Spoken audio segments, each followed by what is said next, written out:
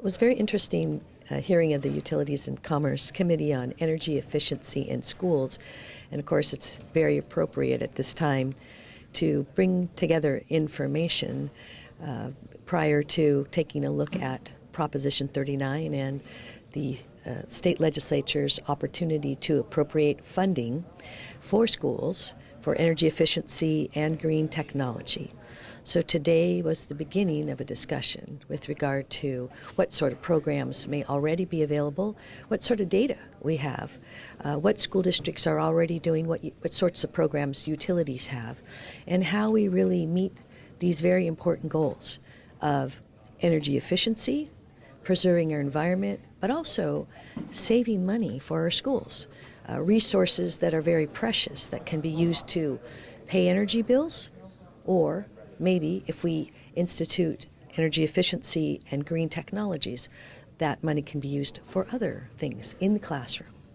Are these entities ready to roll with this? I mean, higher education, for example, they've been focused on barely keeping classrooms open and keeping students there, much less having to think out of the box, even though some of these are already doing this kind of thing. What do you say to that? Yes, our school districts have been going through some very difficult times with this difficult economy and what's been happening in Sacramento.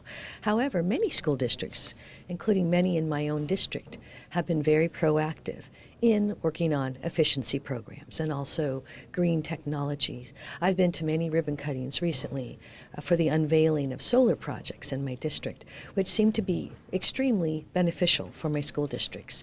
They not only create a situation where the schools are using greener energy and protecting the environment, but also putting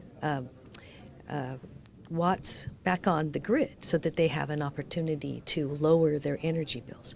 And another interesting thing with this is that students are now going to school in facilities with these amazing new technologies. And so it actually has an educational benefit as well. So it has been tough for schools, but some schools have already had the opportunity to start going forward with some of these very important projects. But that's what's so extremely important about this Proposition 39. It is going to make money available for school districts that have not been able to achieve these cost savings, these environmental benefits, because they haven't quite had the money to get there or to make the matches or to access some of these programs. So we have to be very, very careful when we make these upcoming decisions, whether we're doing the right thing. Are we making sure that there's enough flexibility in these programs so school districts can do what's best for them? For some school districts, obviously energy efficiency might be the most important way to go.